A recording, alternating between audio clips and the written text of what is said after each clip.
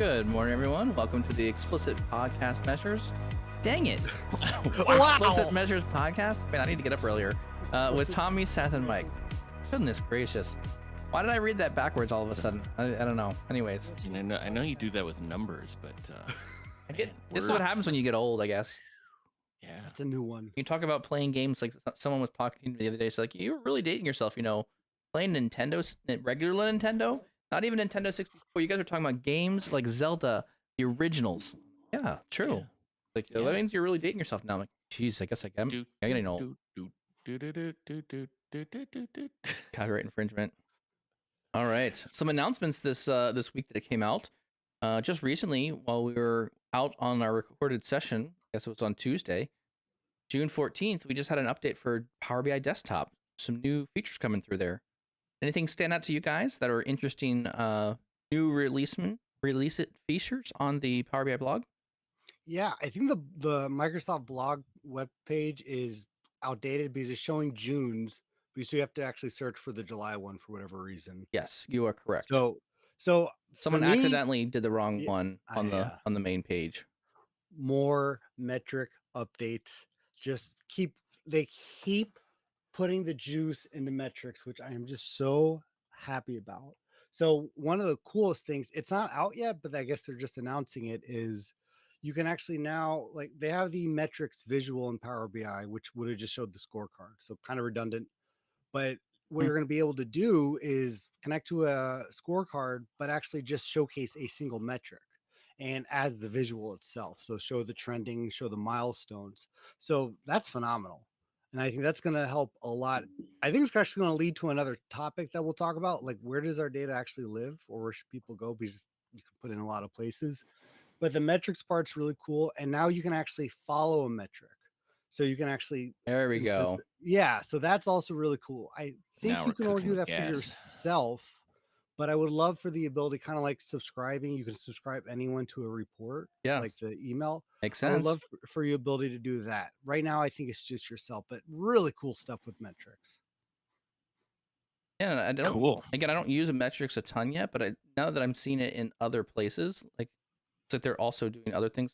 Another one that came out was the release of error bars. Have you guys ever played with the error bars function inside a chart? I don't really understand why it's there.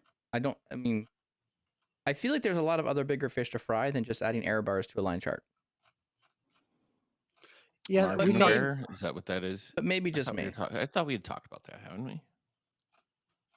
We did, I think, in the past, but this is actually first time. This is actually released to general availability now, so it's actually generally available. Yeah, we were. I remember you poo-pooing it on the first time, and chat blew up, going, "No! It's really valuable in scientific or some finance. Your margin of error with that data point, so up and down." Yes. So let's cover. Let's cover 1% of the use cases. Hey. Statistically speaking, this is not the most used feature. Yeah. Well, but it might have been the most easy to apply. True. Probably, right? True. Low-hanging fruit right there. Actually, probably the major update that I think kind of I don't think it's hidden, but it's the connecting to data marts. So now you have the ability to not just connect to the live connection, which, like the data set, literally from our conversation on data marts, like just 2 weeks ago, there's actually like a little toggle drop down where you can say connect to the data mart live connection or to the endpoint, which actually allows you to connect like it's a SQL database, like a data flow. So that's really cool. I think again, you're seeing the integration between the design of the products at that point, which I think is definitely the right way to go. Did you guys see the update to the metric visual? Is that what it's called? Yes. That's the one you were saying? Yeah. I like their new style on those. What they've done on the graphic itself, with like data points and when things change, I think it's much slicker now than what they had previously. See, the milestones part, that's what you need on there, right? Yes. Like you're tracking things along. That was my initial thought when they came out with this feature. I was like, I love the fact that you can track a goal over time or a metric over time, but I was like, I really do need to see when was the goal changed, because all the time when I'm in business units, the goals keep moving. Like I've been in just recently, just found another scenario for this. There's an expectation of a service will start here, service will start end there, and what happens is no one was following the process. They just kept moving the Yeah. end service date further out in the future to make sure that they would be able to meet their goal or meet their objectives. Like that's not the process. No one knew if you were overdue or not. You just kept moving the goalposts. So it would be nice to see when which the actually goalposts move. is exactly like the example that they give. Right? Like there's a milestone, Mhm. and then it changes and changes, or you're setting up different milestones, Yeah. and then at the end of it, it's like, well, you actually just knee-jerk reaction the whole time. Yeah, exactly. And that's like a sales team. You know, sales team. You have your goal is 1.5 million. You're either well below, and let's just tap that down a little bit so we can make sure we can meet it, or you've blown through your goal halfway through the quarter, and you're like, crap. Now what? I can just coast. No, you can't. Then the sale goal gets bumped up, so it goes up higher, so that Well, it's a moving goalpost.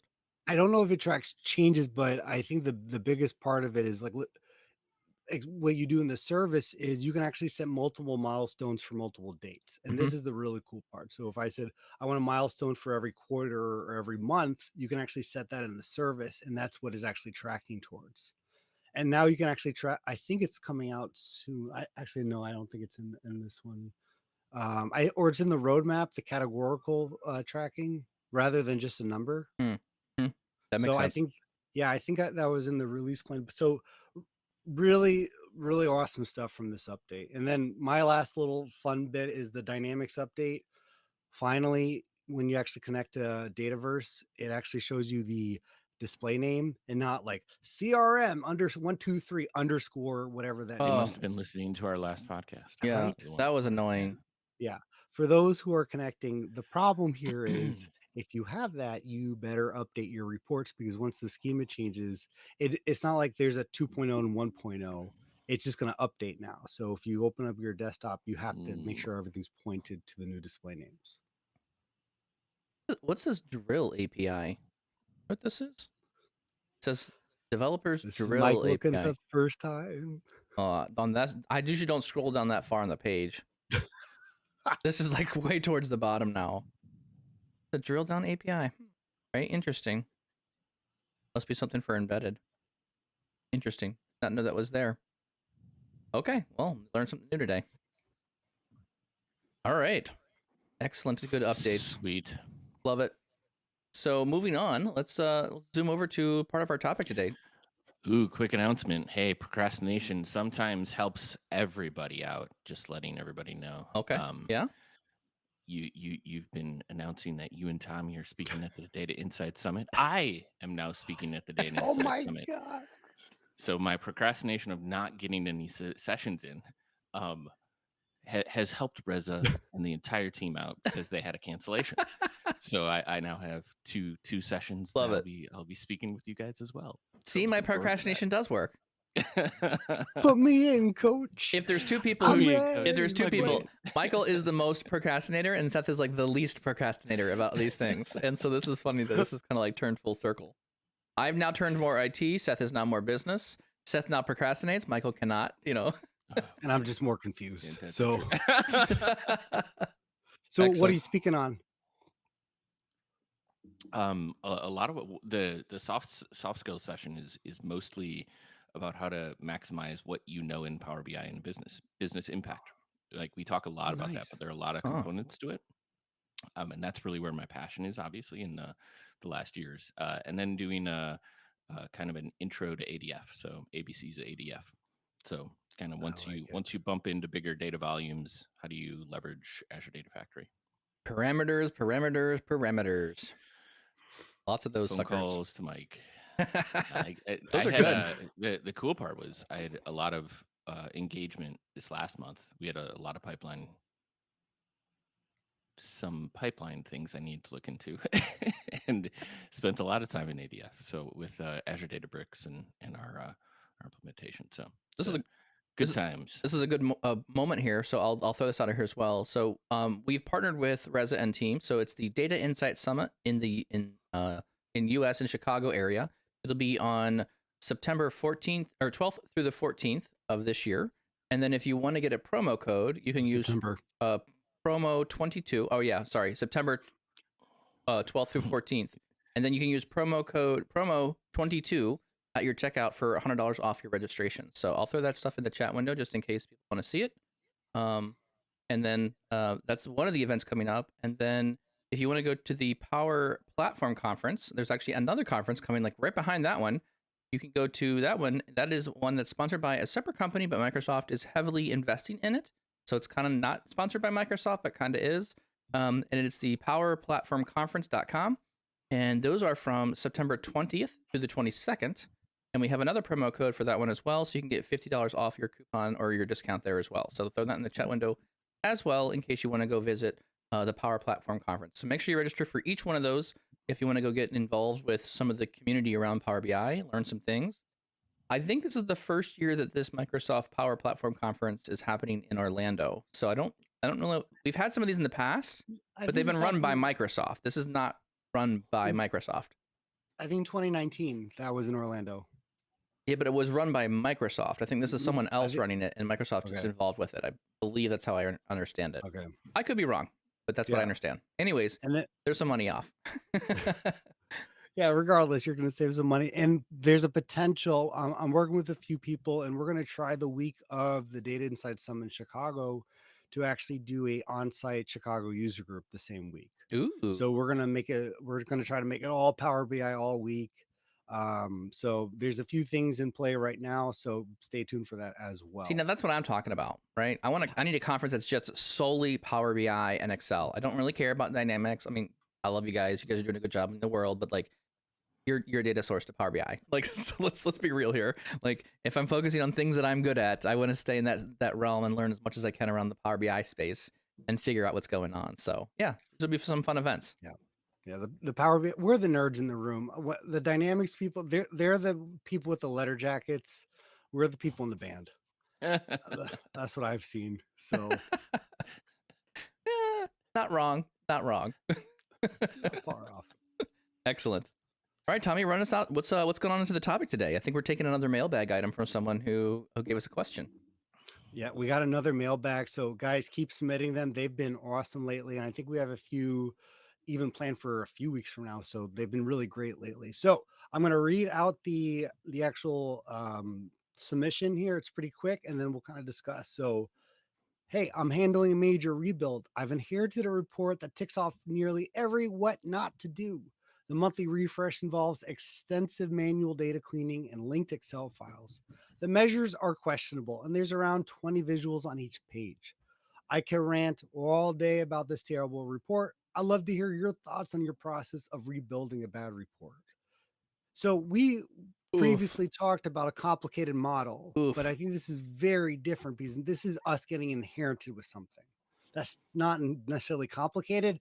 It's just bad. Yeah. There's a lot of thoughts on this one.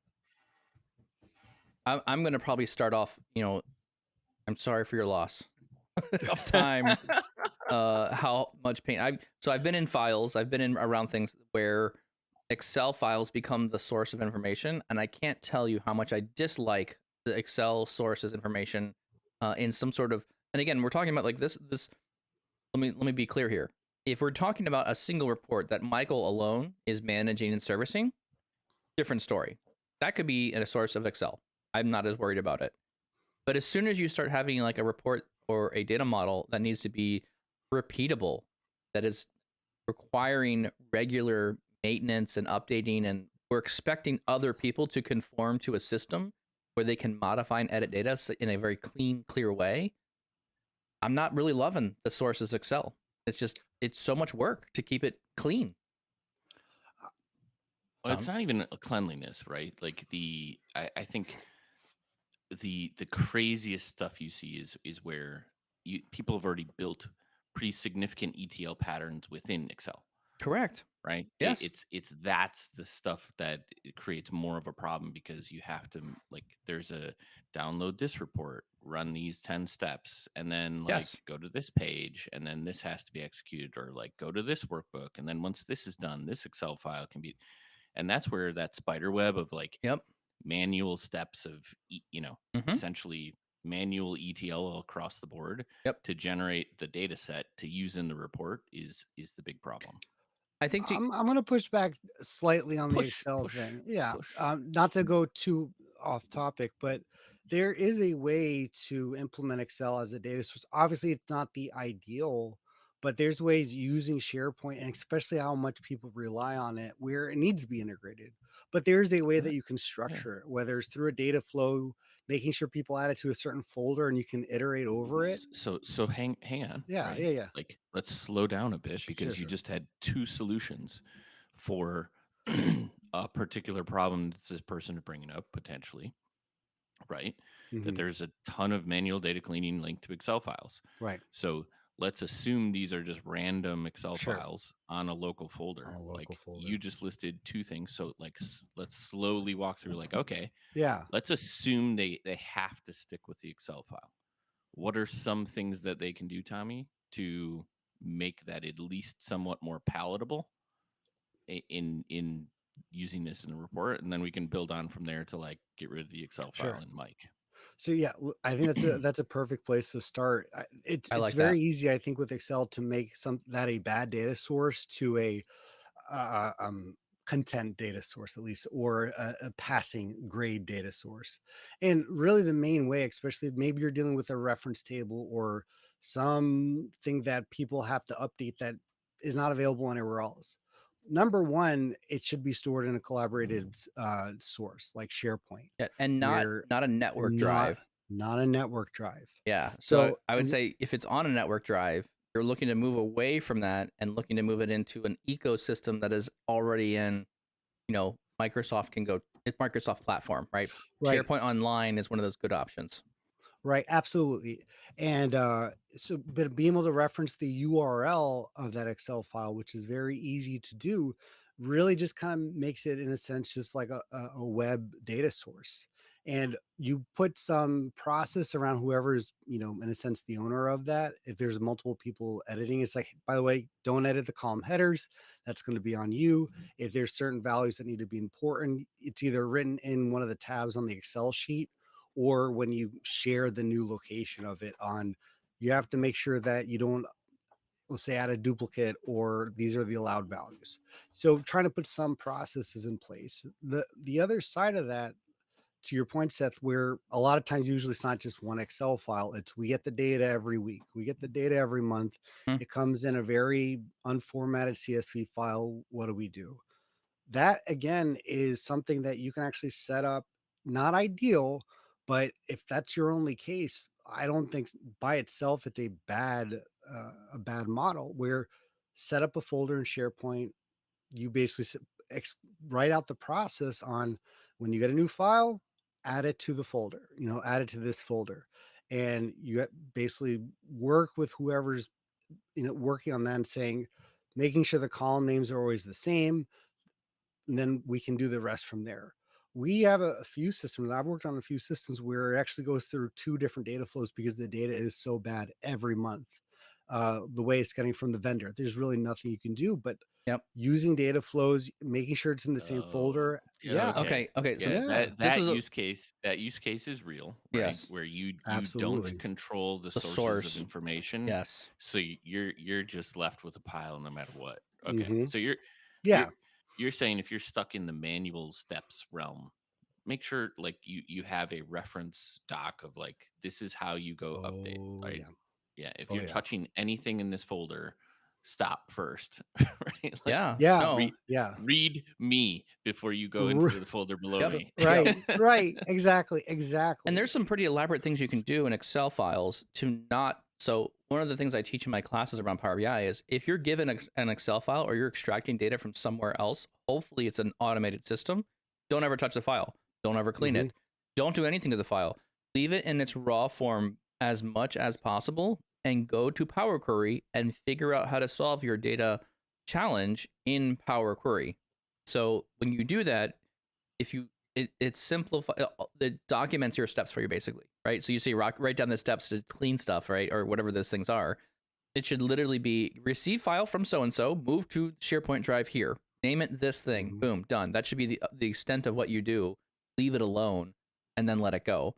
Um, I've just recently encountered another situation with another client, very similar to this, where there was a process in place. They weren't technically following it, and someone made an Excel file to fix the process. And so, to your point earlier, Tommy, you were saying sometimes you don't control the source of the data. You don't own how to solve it. And so a lot of times what I find happens, especially in ETL, or this is why I think a lot of times data warehouses need to exist to some degree. You cannot call a Power BI Excel file or Power BI file, Power BI model, a data warehouse. It is not. What you need to have is a process by which you can grab these things in, and then you do the heavy cleaning on these files. And I'll really push hard for, if this is something that's coming from a system that someone can control, build a process around notifying the owner of that data to say, hey, I keep getting this Excel file from you every single month. The category on these products are wrong, or this thing is spelled incorrectly, or I don't need this needs a new category on whatever that data point is. Go back and try to push back on cleaning the data source, because when you start seeing bad data show up in your pipeline, it's likely because of failure in some sort of automated system somewhere else that people are abusing or using inappropriately in a way that is causing bad data to show up in your data flow or your data pipeline. Yeah. No, I'm absolutely honest. Go ahead, Seth. No, I was just gonna say that's tough though, right? Like It's not easy. You have a lot more leverage with data sources you own or owners of them. Correct. Versus Yes. somebody sending you something and actually getting.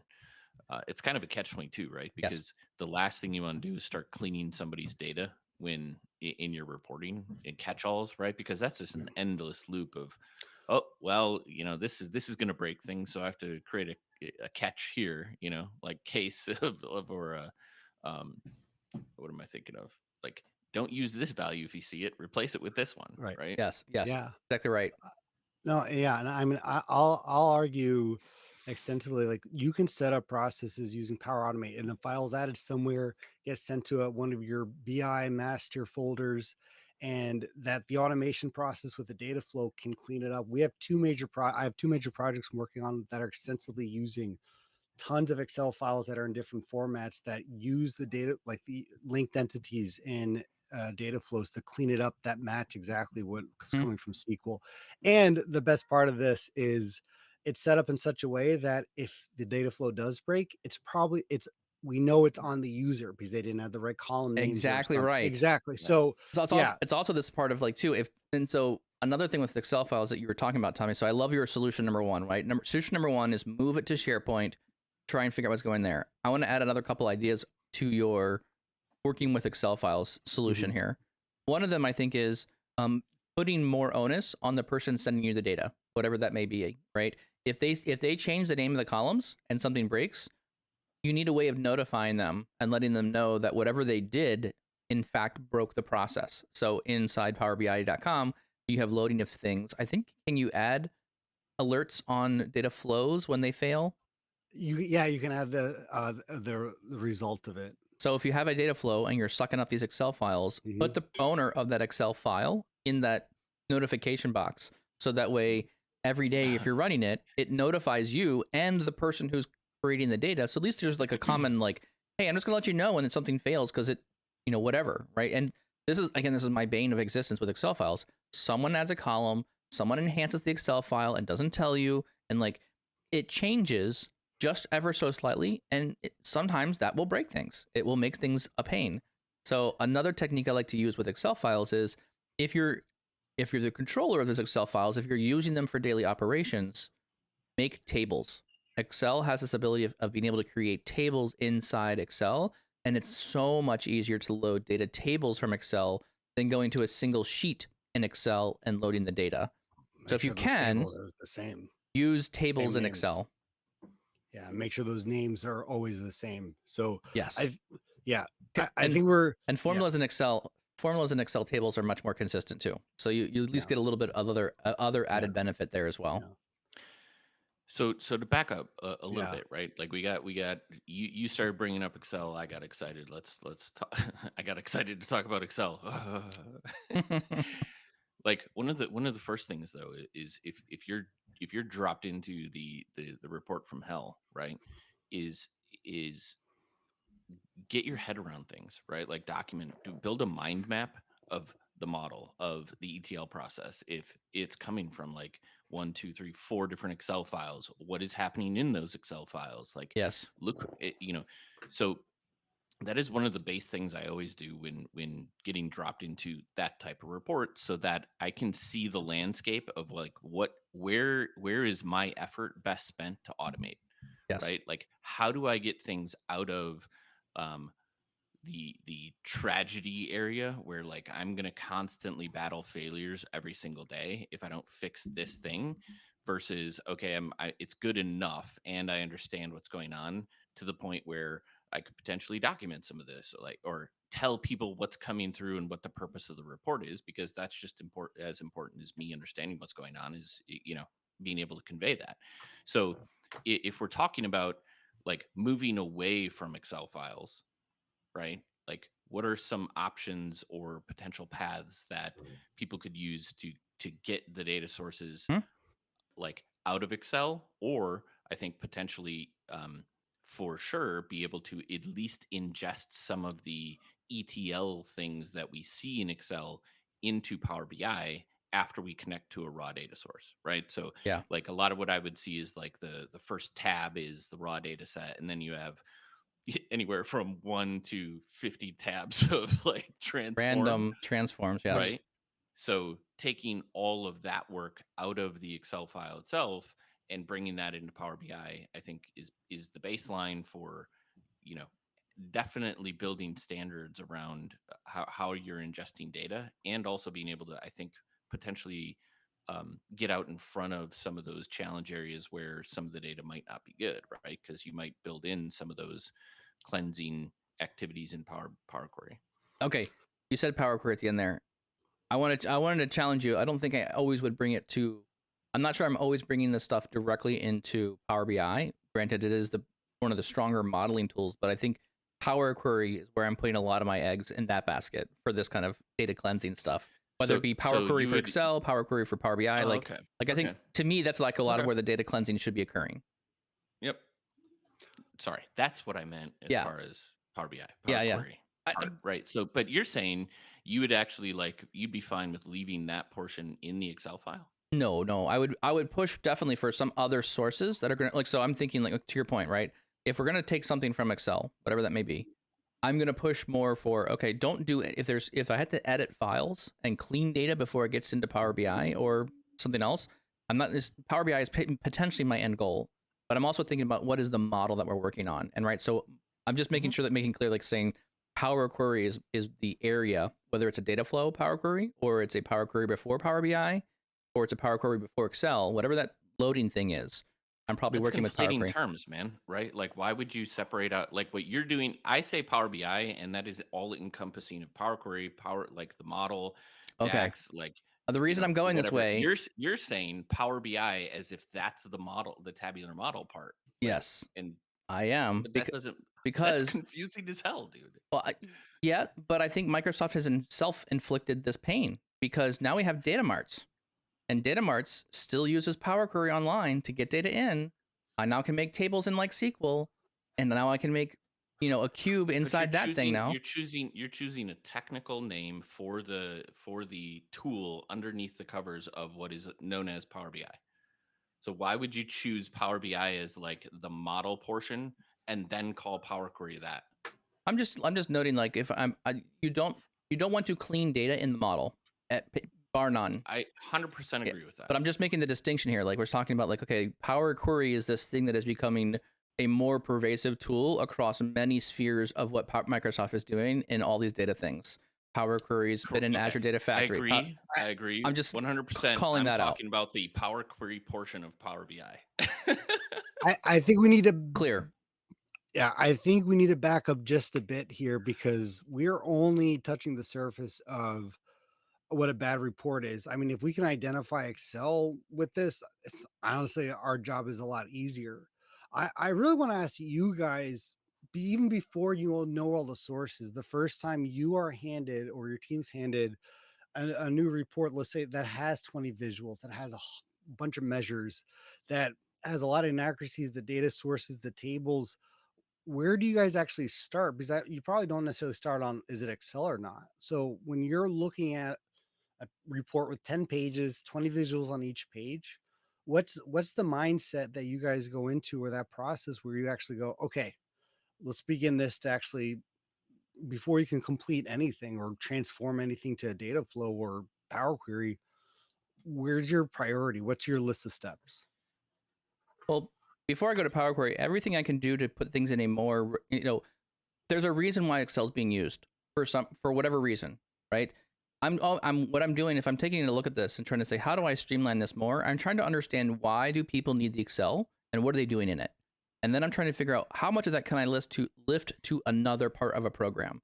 So some solutions I've done before is make SharePoint lists. Now, again, I'm not going to, people will poo-poo that idea very much as well, because SharePoint lists can be slow if there's a lot of data. But moving to a SharePoint list, it lets you have a specified number of columns. It's a lot harder to add extra columns. Therefore, it's kind of a bit more consistent in data. And you can even define inside those columns data types or acceptable range values of what data can be inputted into those systems. Again, I don't know what's doing on Excel here. And then if you want to go even further than that, then now you need this ability to have like a SQL table, and you can put Power Query on top of it. And now you have an interface where you have people editing and modifying data in a system, in a Power Apps environment, that now it has a lot more controls around how clean the data can come into the system. And Tommy, you do a lot of this at your company. You do a lot of Power App building things to have people ingest information into a structured table that is much more reliable to pick up in Power BI. So I would push for more of those kinds of solutions, and maybe even go as far as saying, what is the source of the information? Can we start talking to the IT group and or even talking to your center of excellence around saying, I need access to this source system, whatever that is. It's, business objects or whatever another warehouse, an operational system. Give me read-only tables of that stuff, and I'll shape the data right out of the source system, so there's no more Excel extracts. So I think that's another area that I would apply some pressure to, is to build more process around what is the data cleaning and how to understand what data is being injected into the report from those different areas. So I think in terms of like the steps that you're asking, like, what steps I go through Yeah. to when I'm addressing, like, it's the mind map first, right? I have to understand what's going on in the report, in the sources of information, right? Understanding the sources of data. Where's the data coming from? What is, what are, it's not source, but it's also the business knowledge or business behind the values of data that we're seeing. So it's the use case, and then the use case of the report. What is the report supposed to be doing? What's it providing? And then talking to the consumers if possible, like how are they to understand their usage of it, right? How are they using the report? What data are they getting out of it? Usually, if I'm being brought in, it's because there's an issue, right? So address the issue of the report, but I can't address issues unless I understand all of those other components, in order to figure out what the nuance is. Because if you've been in this game for long enough, you understand, like, data presents itself with really unique challenges that you have to find, and they're all over the place. And if you don't understand what the business value is behind some of the data you're looking at, it's really hard to triage some of those problems, right? So to me, I've got to get my head around, you know, all of these components before usually I can solve some of the issues that present themselves in reports. Because it could be raw data layer, it could be part of the ETL, it could be part of the model relationships, it could be the DAX, So I usually start from the source systems, look at the data, make sure it's clean, come around with a specific example, right? Find a specific example of potentially the problem, and then just walk that through all the way through the source systems, into the report, into the model, into the visualization. Once I've got that whole thing right, then I can look for opportunities to automate, fix sources, clean things up, do performance improvements, and kind of potentially reshape the model, like consolidate a bunch of tables into one, a lot of opportunities like that. So that's kind of the steps I always go through. And it's all predicated on, first, rather than just diving in to try to fix something, like, if it's a big model, big report, like just go through those steps. And even with, I suppose it doesn't even have to be big, although that's like a lot of where the experience is. Even in simple ones, just understand what it's doing before you go in and try to be a bull in a china shop and knock something out. Yeah. Another thing I would maybe point out here too is there is some usage metrics inside these apps as well, inside PowerBI.com. One thing I would probably do an assessment on this would be is what is the audience of this thing? Yeah, you've been given this report that's a mess. There's a lot of things going on here. Do you keep going down this route of trying to maintain this thing, or do you just blow it up and say, let's take out the logic and just rip out and build a new one? And, how many people are using it? Who's using it? It could be a low number of people, but they're very important people using this report. So that might also be valuable. And the way I read this, it sounds like the data model and the report are merged together as one file. Just because there's like, it's 20, it's kind of talking about the same thing inside this report. Another thing that I would want to do, particularly working with this, is I would start using the model and thin report methodology to be able to break this model into two pieces, because this would give you the ability to, in a vacuum, essentially take just the model portion and start developing a new version of that model, or blow the model apart, figure things out, refigure things so it's simpler, easier for you to maintain. And then you can compare results between the old model and new model, and then all of your reporting becomes thin reports. If you have pages that have 20 visuals on them, odds are you're giving this report to an analyst, knows what they're doing, or the 20 visuals on the single page are not being used at some level, right? There's too much there. It was someone answering a lot of questions at once. We don't even know if those questions are still valid anymore. So there's likely a data story that's happening here that you could re-articulate and kind of say, talk to the users who are consuming the report. What is valuable to you? What are you doing with this? And understand what their needs are, identify what their questions are, and then clearly articulate, okay, these are visuals that are on the page. Which one of these visuals are driving action? When you look at this report, when do you walk away from this report and when do you go do something else? And if a lot of this stuff is just like fluffy information, I would start working on trying to weed out that information and build another. This is why I like this idea of like being able to break the model and thin report. You can keep the existing report in place, and then you can start building a new report page that starts to answer some of those very specific questions that are being asked over and over again. Clearly articulating, here's the question I'm trying to answer. Here's the visual that meets that need. Here's another question I'm trying to answer. Here's how I answer that need with a visual. And then now what you can do is you can now start having this groomed conversation around regularly adding value, and then using your users to help them feed you the next layer of questions or actionable questions you're going to use to build the next thing. Yeah, I mean, like all that. Yeah, for me, it's really starting with Tableau Editor is my friend with this, man, because being able to have, in a sense, both the model, if I need to look at some of the measures, like what is that doing? It's so hard if you go in bare bone in the sense of here's a report file we need to clean up. What can you do? And there's 20 visuals on the report. I mean, I'm sure we all have horror stories. I just experienced one the other day where one of the it's all implicit measures in some of the visuals, but the other ones aren't. One is a sum of a column, the other is the count of the same column. And I'm like, which one's right? Yep. Right. So like all those different items just from the technical side, and like, okay, why are you using that measure here? What does that column even mean? Especially if you're being introduced to your point, new information. For me, like my first approach is again like opening up that model, and I'll call, what I call a pager. I need to think of a better name, but it's whether it's a Confluence page or something in OneNote where I go through questions, comments, and highlights that I notice, where it's like the questions I may have for the persons doing it or the people who see it. Yes. Right. Those So are like, good ideas. what is a DBBC kind of thing, right? So like, Are all the acronyms defined? Are right. Yeah. So what is that counting kind of thing? Is it important?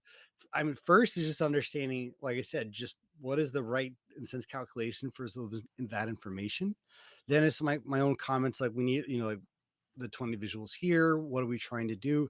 It's just trying to get a grasp of what in a sense, you're trying to get into the original author's head on what they are trying to do. Right. And that's the Do you hardest want to part. get into that head, man? Yeah. Like the one that It's a the crazy mind. person that created the nightmare.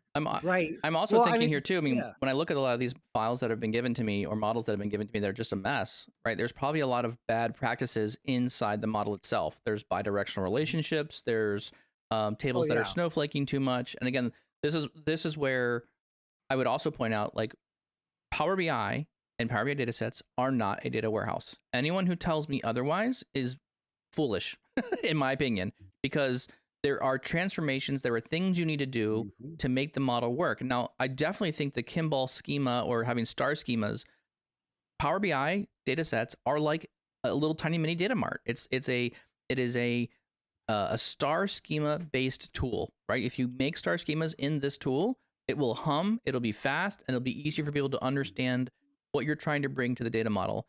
As soon as the model gets more complex with lots of relationships, tables that don't make sense and how they link together, lots of bidirectional relationships, you're going to get a lot of mixed results, and the numbers coming out of that report will be harder to understand for a user consuming that data set.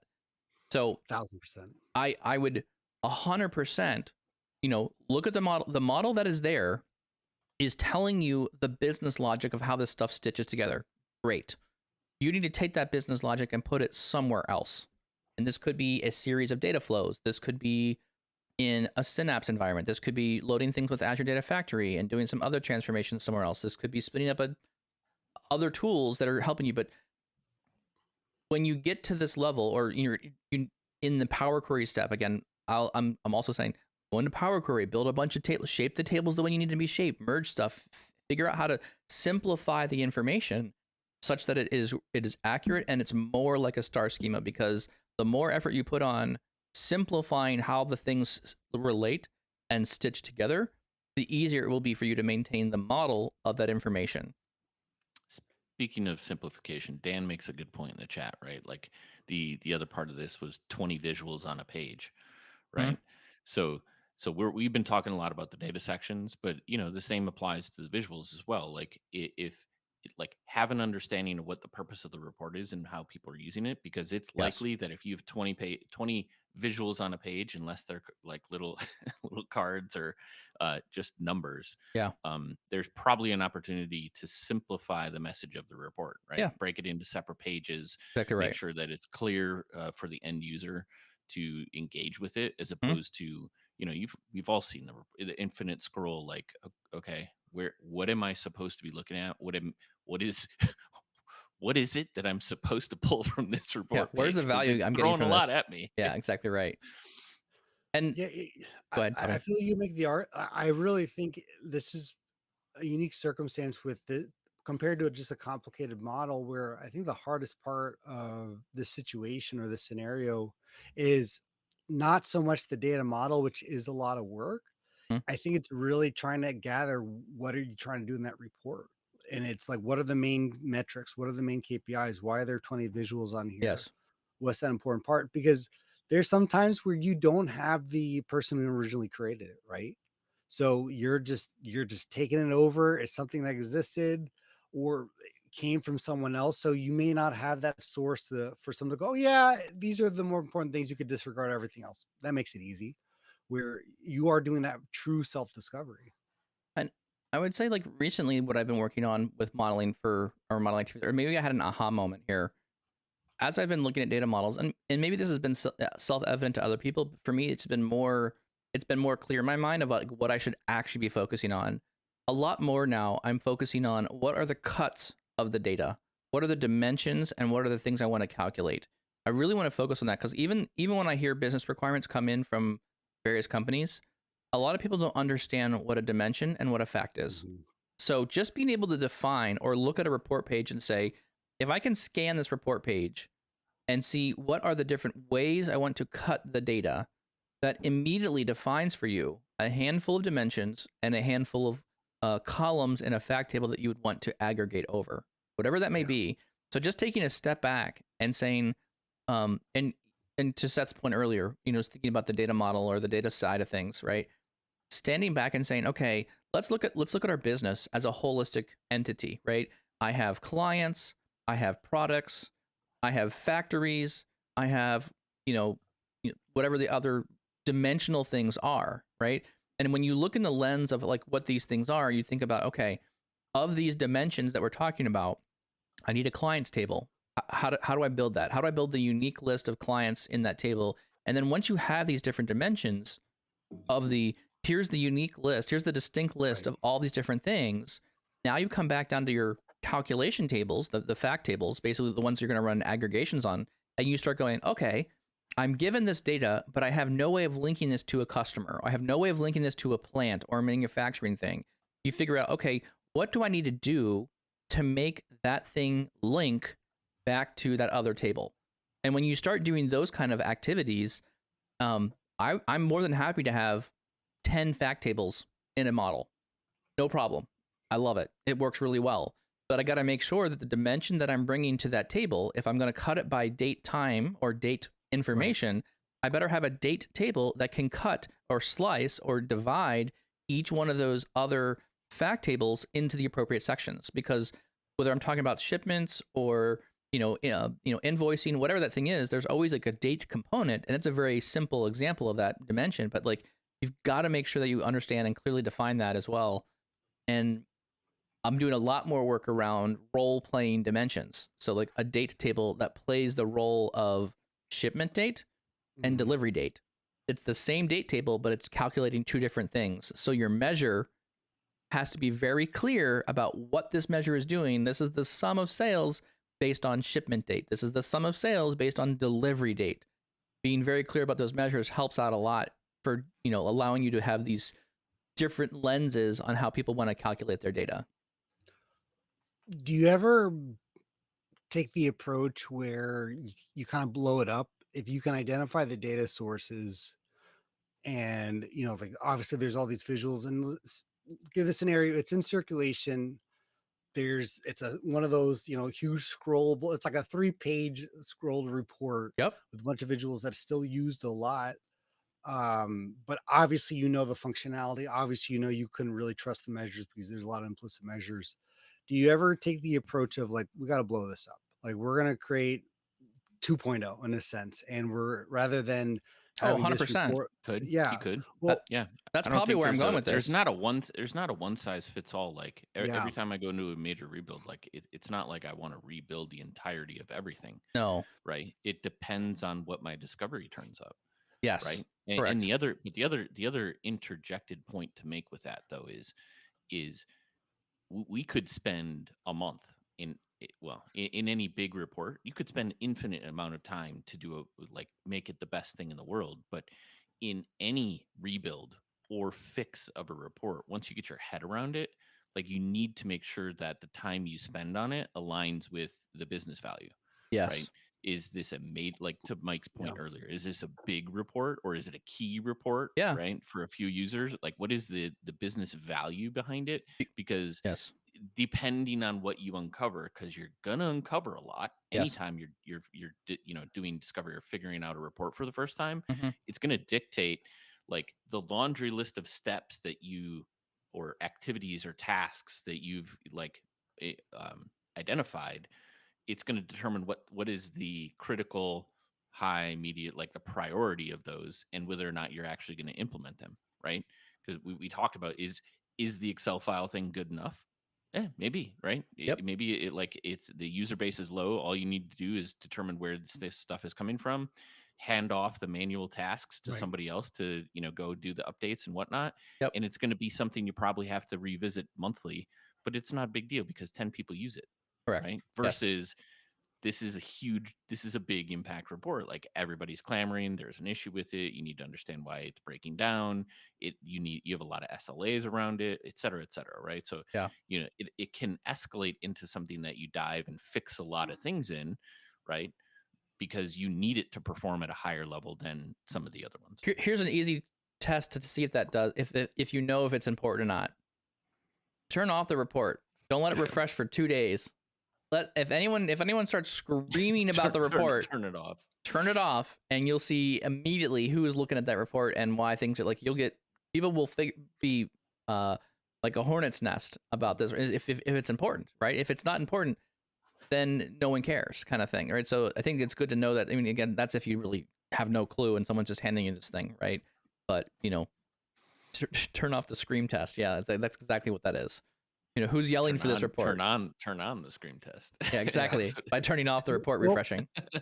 well, that I think actually leads to a great question, or kind of the situation that I've been thinking about during this conversation is is there a threshold? And every situation's different, right? Every Yes. report's different, but are maybe the question is, are there red flags or certain components of a bad report where, rather than just trying to rebuild it and create the Excel folder and data flows, where you go to the stakeholder, you go to leadership and you say, this is untenable the way it is. Like, Mhm. if you want this report, you're Sure. going to need, we're going to need to use a pipeline. We're going to need to use SQL. We're going to need to point this in somewhere else. We cannot continue to do it the way we are. Are there Mhm. certain things that will lead you to do that? Yeah. Like what? Well, Like, okay. well, I think it's to me it's a value prop thing. It's a value, like those are larger shifts where you're saying, well, this is an Excel file. We need to get this into a SQL database. Like, how? What is the Mhm. process? Is there some form of entry, right? Like, what are we using now? Data flows, or Sure. some other activity that's going to write into a database for a business user if they were using Excel. Can we do that? Like, what is the new process that has to be followed? Like, there's a lot there, right? As opposed that is going to um, need to stand up against the efforts, right? To move it in a direction where I would love everything to be in a database, right? But it's got to have the value to be able to do that, because it's going to be disruptive to some extent, or you're going to need to build a newer solution that needs to be followed by somebody in order to get the data there. Yeah. This brings back a lot of memories of things I was doing back in the day, helping people manage master data, where each column of data in that master data table was owned by a different department, and we had monthly or Yeah. quarter. Well, yeah, I mean, if you think about master data, right? If there's costing information, a Yeah. handful of those columns are owned by finance. Yeah. No one else is Yeah. deciding the cost and then how to build a product. Some of the data in there is marketing data, comes out of the marketing team. Some of the data directly comes out of the sales team. Like that is information that comes from that group. And so we had this groomed important list of information that we had to go build a process around, and it was all in Excel. I way overbuilt Excel to allow people, like, I literally had it when you logged into this Excel file, it would check who was logging into the Excel file based on your email address. It would know who you were. And then it would automatically, as you open the file, it would lock columns that you could not edit. And you could only edit columns that were aligned to your There you go. role in that report. And in addition to Build that, database security in the Excel file. it was totally way too much. But again, back to the reason why I did it was because there was no other tool that we had purchased or had built inside the company was able to handle the level of like data checking, rule authoring. Like every so often, I had a bunch of data quality rules that were inside the Excel document, and we would run the rules on every row of the table, like for everything. So this column has can be one of these 10 values, and you'd run this program on it. It would eat up the data, and it would go through it, and it would check everything. And then in the output, it would spit out like a little bit of an analysis on it. Like, here's where the problems are. Or it would color things that were red, or it would change the color on the different cells based on that evaluation. So we had this regular process where people could be in this file, making changes, updating it, and then we could periodically check the quality of the information. And then we would know which column, who owned it, and how to go back to that. But there are other systems that are meant to do that, that are supposed to be doing that kind of stuff. I don't recommend doing that in Excel. But Yeah. the idea was, I didn't have at the time, we needed the technology to do this. We never had the tools. And so this is why I think Excel by far is the greatest tool that Microsoft has ever produced, because it is by far the most commonly used, has most of the domain expertise in that space. So yeah, anyways, it was a bit much. I don't recommend doing any of that stuff. That's just it brings me back to what I was doing back then, many years ago, before Power Query existed. Many years. So I mean, I find the conversation enlightening because, like I said, we literally just did the conversation about complicated models, right? Mhm. And now we're really going over this difference of like this is also technically a complicated model too, but not necessarily every single time, right? But you're given it. Um, I mean, the idea here is you're being given something. Yeah. Another point I wanted to make there really quick about that was, um, this needs to fall on someone's priority list. If you're being given this report and you're just saying maintain it, you need to really ask is like, where does this fit in my responsibilities? Because one comment you said earlier, Seth, was something around like, making sure you have the right resourcing. Leadership understands the importance of this report, whether or not we're going to invest a lot of time and money to make this report better, right? Is very important. But I'm thinking about this going, there's a whole area here where we're talking about, okay, if there's not enough people to work on this report and all the other important things, someone's got to prioritize your workflow here on this thing.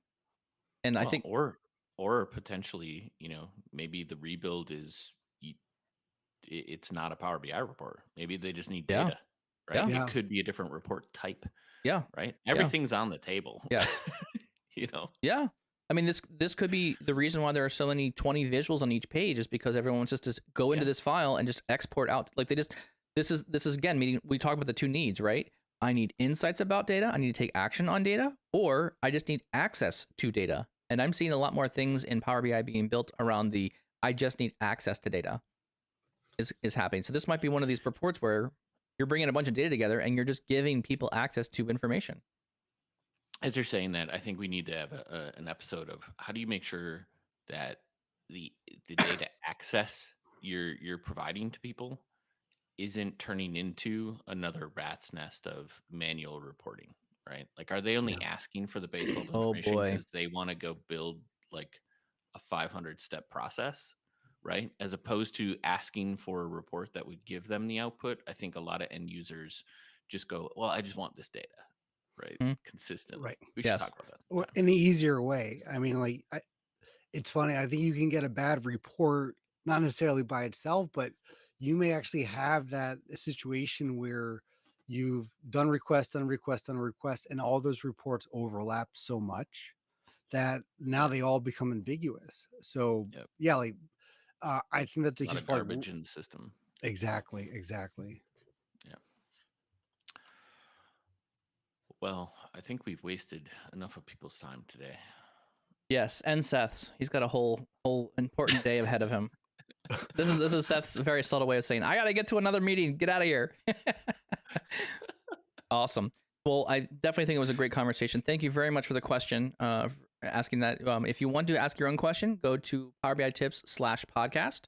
There's a dedicated page for where you can look at the most recent episode, as well as there's a whole little form at the bottom there where you can ask your own questions to us and stay on kind of topic. We won't tell you how to solve your model problems, but ask us a question about something that you're struggling with, the water cooler kind of conversations around Power BI, and we'll try and pick it up and put it in the list here. Maybe we'll talk about your question. With that, our only ask is we thank you very much for your time. We know your time is valuable. We hope you learn some nuggets of information here that will be useful in your job or your work. So thank you very much for listening to us. Our only ask is if you like what you hear here, if you like what you listen to here, let's try that. Please just share it with somebody else. Send it to somebody else on LinkedIn or your social medias and say, hey, I found this valuable thing. And if there's anything that stuck out to you, it's really, give a little nugget that you found here that was interesting in your comment. It helps out a lot. So thank you very much. And please share. Tommy, where else can you find the podcast? Yeah, can't reiterate what Mike said enough. We love doing this, but if you want to give back, if you feel like posting on social media or just talking about like, oh, you got to hear this podcast, it's a different way of talking about Power BI. That makes all the difference for us. Make sure if you're listening live right now, we have Apple, Spotify. We have 128 episodes now. You can scroll through. Most of them are still pretty relevant and if you are listening right now, join the conversation live every Tuesday and Thursday, 7:30 a.m. Central. Excellent. Thank you all very much, and we'll see you next time.